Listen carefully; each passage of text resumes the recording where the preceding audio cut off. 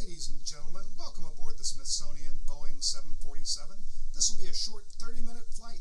We'll be cruising through the four forces of flight and composite materials. Flight attendants, prepare for departure. Hi, I'm Beth Wilson, and today I am with our chair of the Aeronautics Department, Bob Vanderlinden. Bob, how are you today? I'm fine, thank you. How are you? Good. Bob, can you tell me where we're sitting this morning? We are sitting in the cockpit of a Boeing 747. And why do we have a Boeing 747 in our collection? Well, we have a 747 here, so our visitors can get some idea of the scale and scope of what a modern airliner looks like. And now we only have the nose cone, is that correct? That's correct. Why just the nose cone? Well, primarily because the rest of the airplane would not fit in this building. And where did we get this airplane? We got this airplane from Northwest Airlines. And do you want to show me exactly how big the whole airplane is? I'd be glad to. Thanks, Bob. So this is just 35 feet, the nose Yes. cone. And so what, is the plane double that size? It's a bit bigger than that. Well, how about I start walking? Why don't you? Tell me when. I will. Okay.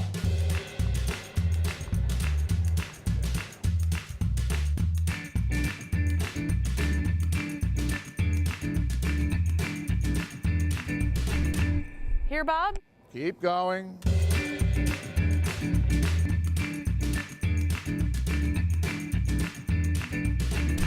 How about now, Bob? Almost there.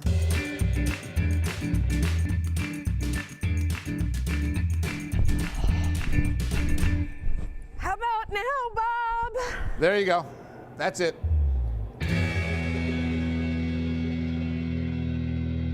Okay. So how do you get a plane this big off the ground? That's the four forces of flight. This is 730.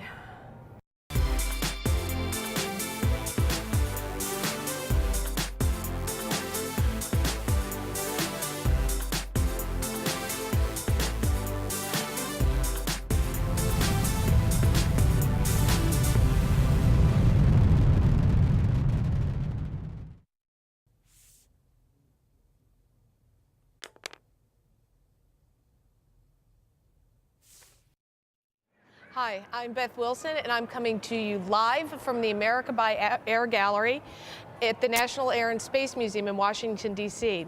And in this gallery, we take a look at the history of commercial aviation, beginning with early mail planes, going all the way to our Boeing 747 nose cone. Now, Bob and I talked a little bit about how we get a plane this big off the ground, and to help me cover the four forces of flight, I've got Marty here. Marty, do you want to explain how we get something this big off the ground? Sure. So we're going to talk about the four forces of flight. Those are weight, drag, lift, and thrust. So let's start with what keeps us on the ground, and that's weight. So weight is simply gravity pulling us back down towards the ground.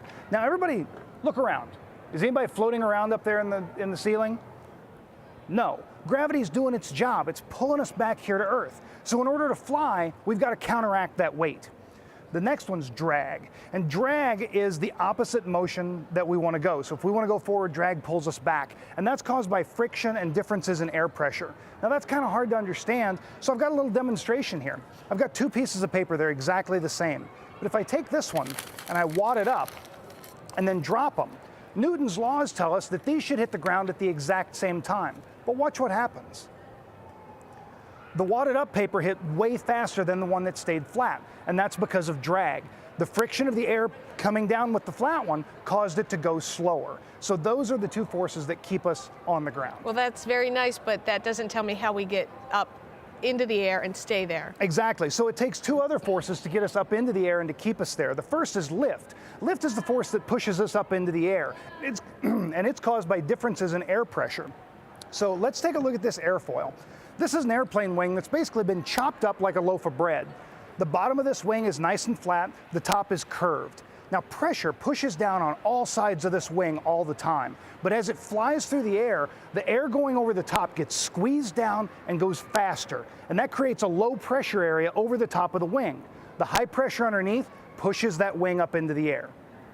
That's kind of confusing, isn't it? Do you guys get that? Let's try an example. You guys all have a strip of paper in your hands. Hold those up.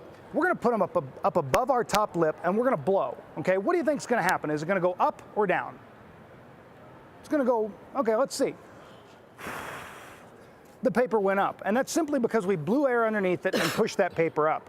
Now, we're going to hold that same piece of paper under our bottom lip, and we're going to blow over the top of it. What's going to happen? Is it going to go up or down? Everybody says down. Let's try. The paper came up. That's because we caused that air to go faster over the top and create a low pressure area. Underneath, we had higher pressure that pushed that paper up into the air. So that's lift. But that's not the only force that we need. We also need thrust. If you take a look at this propeller, it's shaped like an airfoil. When we turn that on its side, it gives us forward motion, which is thrust. So lift gets us into the air, thrust keeps us in the air. Okay, and you said that propellers create thrust. Yes. There's no propeller on this airplane. There are not, but a lot of the same concepts are used in jet engines. If you look at this cutaway of an airplane jet engine, you'll see that on the inside is a series of airfoils, just like this propeller, and it pulls that air into the engine, creating thrust. So we create that thrust to get us up into the air. Now, this plane is significantly different than the Wright brothers plane or any plane with a propeller. The designs have changed dramatically in the last 100 years, and the materials that we've used have changed a lot, but those four forces of flight have stayed the same. Okay, so every single airplane in this gallery relies on the four forces of flight to get us off the ground and to stay in the air. That's exactly right. Okay, and I think we have an online question. Can we get an online question? How do helicopters work the same way as airplanes? They do. If we look at the propeller again, you'll see that it looks very similar to what's on the top of a helicopter. It's got these airfoils, and when it spins, it creates that low pressure on the top, higher pressure underneath, because the air going over the top is faster, low pressure there, high pressure underneath, and it gives us lift that takes a helicopter up into the air. So a helicopter works the same way, it's just a little different looking. Exactly. Okay. Now, today's show, we're going to talk about composites. But before we get started on the composite part of it, I've got a 30-second challenge for you all. So let's get started with that.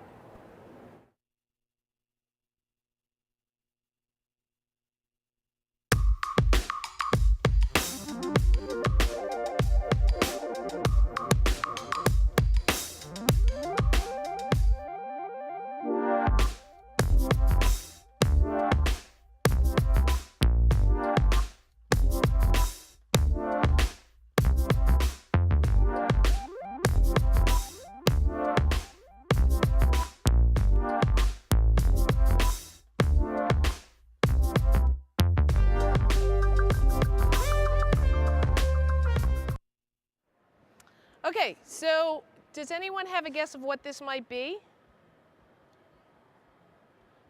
Just a guess. Give me a guess. Go ahead. What do you think it is?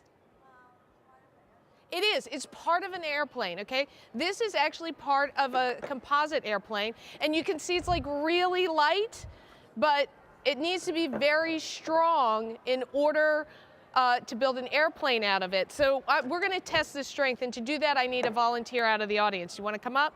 Come right here.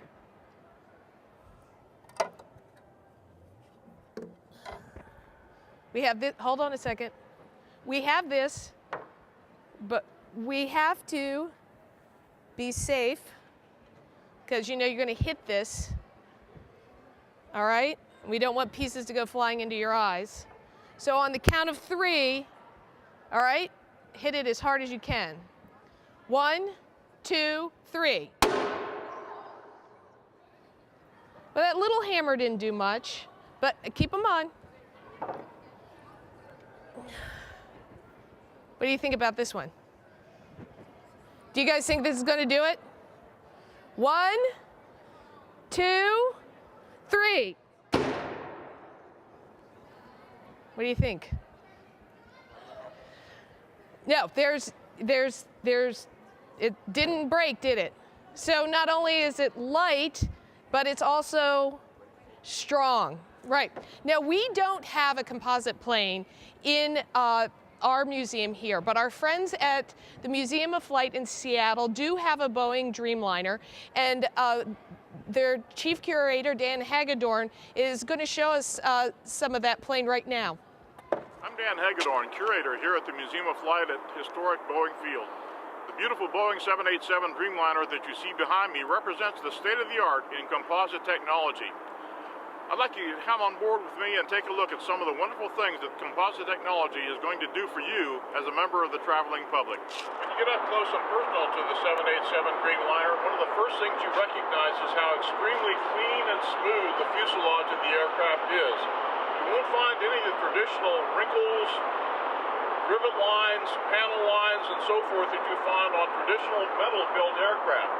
You will find about 6 times on the aircraft a joint seam, however, where the different barrels, as they call them, were joined together to form the fuselage of the aircraft. These are extremely smooth, however, and extremely strong, and contribute significantly to the efficiency and fuel economy of this aircraft design. One of the most interesting engineering developments in the Boeing 787 Dreamliner are its wings, which of course are also made of composite materials. One thing that's noted by passengers and those on the ground alike is the incredible degree of flex in the wing structure while the aircraft is in flight. It's often referred to when you look at the aircraft nose on as the Boeing smile. When Boeing was testing the engineering on those wings, they flexed as much as 25 feet at the wingtips, displaying not only the rigidity of the wings and their ability to flex, but also the fact that they gave a much more comfortable ride to the passengers on board the aircraft without any risk to the aircraft whatsoever. Okay, so that is a quick view of a Boeing Dreamliner, and we are going to talk more about composites now, and I'm so lucky to have material engineer here, Arlene Brown from the Boeing company. Now, we've been talking about airplane composites, but obviously these aren't pieces of airplanes. Do you want to tell me why we have this out here? Yeah, if you make something that big, you really want to be able to recycle it. Right. So it turns out plastics, the type that are in water bottles, for instance, those will melt and they're easy to recycle. But this is basically an epoxy composite in our airplane, and so we needed to develop a method. And so, for instance, the raw materials can turn into something like this if we have some excess, or we can even take the actual finished composite parts, like when we cut a circle out for the window, and another company can go chop them up and turn them into parts. And this is actually chopped fiber that originally came from an airplane, basically. Oh, okay, so what you're telling me is that I'm not going to find a Dreamliner in one of those airplane graveyards. You can recycle it. Exactly. Okay, so I think what we'd like to do now is take a look at actually how we make the parts of the airplane using composites. Glue-like epoxy resin is already on this slick carbon tape that is being put onto spools.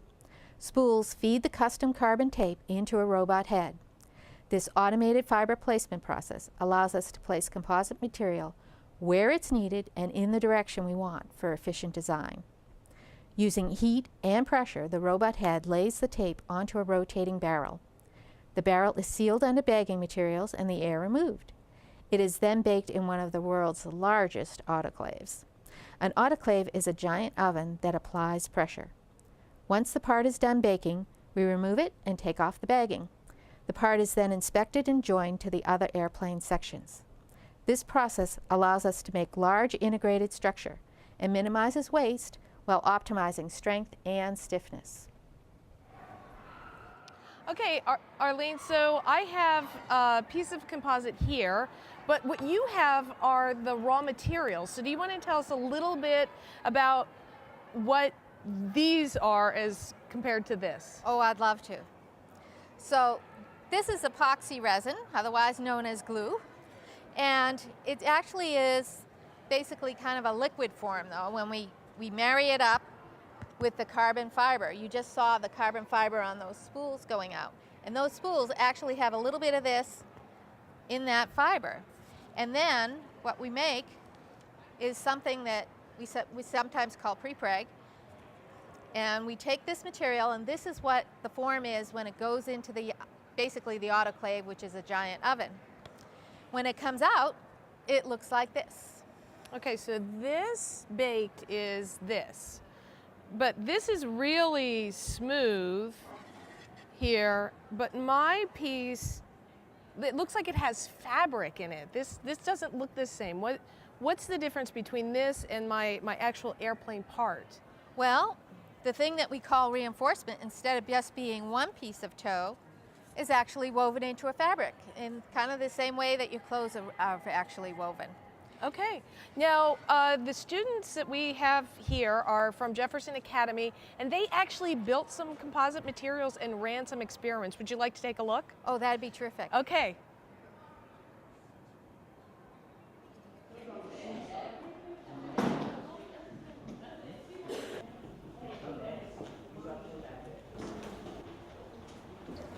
All right, guys, today we're going to test our composites, and I can't wait to see how you guys did in building them yesterday. So let's review a little bit. A composite is any material that's made of two or more materials put together, and it gives it a different characteristic. For example, today we're going to be testing some composite materials that you guys made. Now, the first test we're going to do is what? What are we going to test first? What are we going to test first? We're going to test the 2 pieces of Yeah, we're going to take 2 pieces of cardstock and we're going to test them. We're going to lay them on top of each other and test how much strength they have. Is that a composite? No. No, it's just the same material. It just happens to be 2 pieces of it. What's the next thing that we're going to test? What are we going to test next? 2 cardstocks glued together. Yeah, we're going to take 2 cardstocks and you guys glued them together yesterday. Is that a composite material? Yes. Yeah, because it's got 2 different materials combined and we're hoping that it increases the strength. So what was the third thing that we're going to test? Cardstock, fabric, and glue together. That's exactly right. A layer of cardstock, glue, a layer of fiberglass cloth, more glue, and a layer of cardstock. So let me show you guys how we're going to set this up today, and I'll use this as our example. You guys all built your testing apparatus yesterday, and the way that you're going to do this is you're going to come over here, you're going to reach in and pull your string up, and then you're going to slide this through it. Everybody see that? Then after you do that, you're going to come over here and you're very slowly, remember, very, very slowly, you're going to pour that water into the funnel. We're going to weigh this before we start to get a baseline on it, and then we're going to weigh it after it fails to see how much water it held, see how much weight your composite was able to hold. You guys ready to start? Yes. All right, let's get started.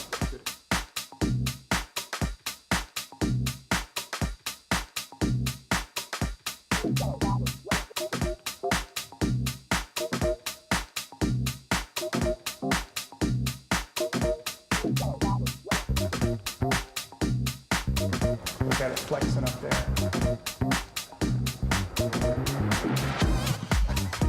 All right, let's weigh that one. There you are.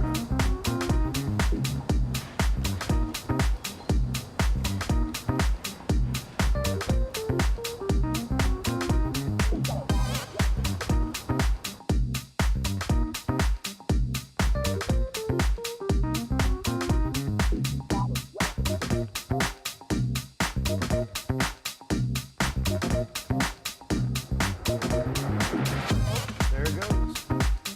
All right, let's weigh it. That was pretty good, though.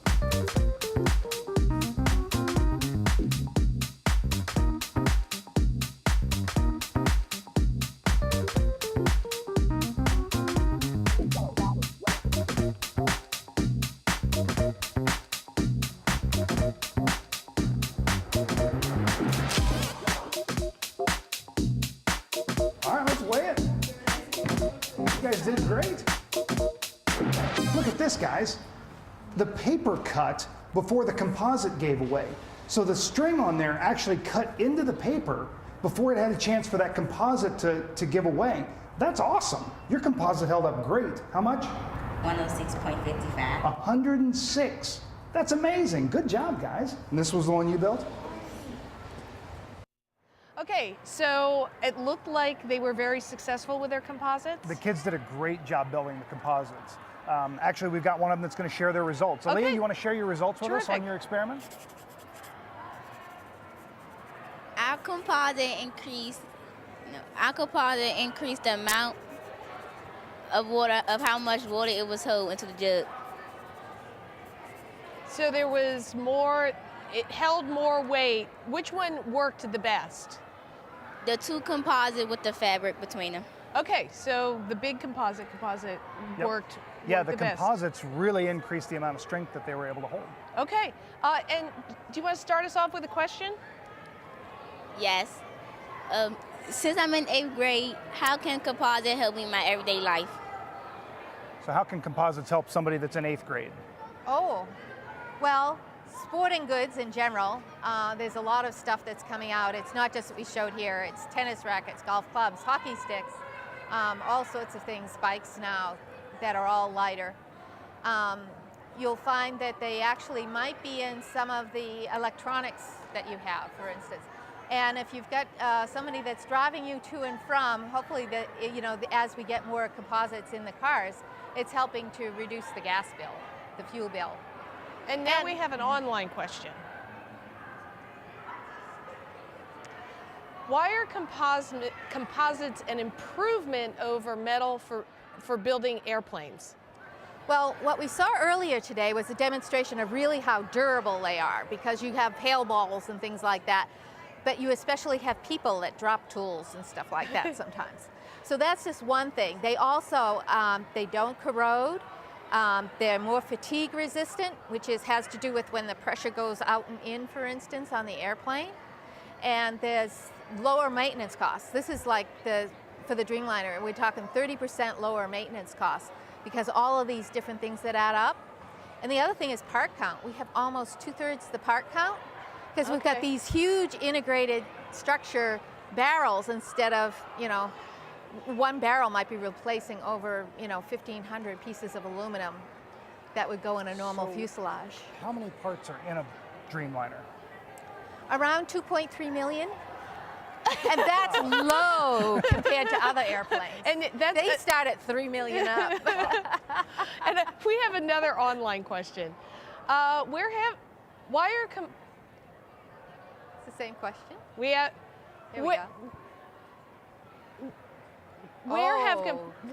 Where have composites made the most difference on an airplane? That's a tough one. So I'm going to go with the combination of the exterior. We've had composites on the interiors for a very long time. And so with the Dreamliner, we went on the outside. And it wasn't just that it was lighter, it was because you can shape it from an aerodynamic point of view as well, and you can put some sections thin and some sections thick instead of having to use the same thickness everywhere, because you have different requirements and different needs in different places. Okay, so the composites are great for the outside, but our friend Dan out at Seattle is going to tell us how it's making a difference for the passengers on the inside of the Dreamliner. Welcome aboard Boeing 787 Dreamliner ZA003 here at the Museum of Flight at historic Boeing Field in Seattle, Washington. Now we're going to be taking a look around the interior of the aircraft to show you some of the passenger accommodations that have been made possible by the composite structure of this aircraft. As you make your way to your seat on the Dreamliner, there's several things that will become apparent to you very quickly. The first thing you're going to notice is how quiet it is aboard this aircraft, both on the ground while you're waiting to take off, as well as in flight. The second thing you're going to notice is the incredible feeling of spaciousness that the aircraft provides to you as you make your way through your flight. This is facilitated by the fact of the overhead lighting. Here you see, and behind me, the blue lighting effect that is prevalent on the aircraft as we have her sitting here. But there's also a wonderful rainbow effect that has a very calming influence. Something that's far more subtle, however, that you're not going to notice right away is the incredible degree of atmospheric control that the aircraft has as a direct result of the composite structure of the aircraft. You're going to feel as though you're flying at a lower level, and the humidity controls aboard the aircraft are directly controlled by the crew itself. It's going to feel much more comfortable. But last but not least is the overhead bins, something that we're all familiar with. They deploy very, very nicely aboard this aircraft, and more importantly, they're quite large. These are all a direct result of the composite structure of this aircraft. One of the wonderful passenger amenities provided by the composite structure of the Dreamliner is not only the relative location, but the size of the passenger windows that you'll find at every one of the passenger seats. To my left here, and I'm sitting on a seat at the relative elevation of most of the standard coach seats and first and business class seats on the Dreamliner, you'll notice that I don't have to do this, or this, or this in order to look out the window and have a panoramic view. You remember those pesky pull-up, pull-down shades that you found on conventional airliners? Not going to find those on the 787 Dreamliner. Instead, every single passenger aboard the aircraft, using this very simple control right below the portal right here, controls the relative clarity or opaqueness of their individual window. You can darken it, you can lighten it, and the relative degree of darkening is completely at the control of the individual passenger. They can also be controlled from a central location by the flight attendants and the crew if necessary. But in the final analysis, every passenger has complete control over the relative clarity of the portal that they're sitting next to. So Arlene, one of the things that really intrigued me when we saw the inside is the larger windows, because you know we're used to the small ones. How come we can make the larger windows on the composite airplane? That really goes back to that whole video. We've got this huge composite barrel. It's all one material, but we're able to lay in extra material around the window frames. Oh, okay. So we don't have to penalize the whole thing for just those holes. Okay, that's interesting. And we have some audience questions, so let's start with our audience. How long does it take to bake a composite? How long does it take to make a composite? Well, a lot depends on what the size is, and so there are some parts you could make in a half an hour and then you bake it for a few hours, and some could take days. Depends on what your size is and how complex it is. And we have an online question. What type of composite products can we expect in the future? Has the space agency helped in the development of composite materials?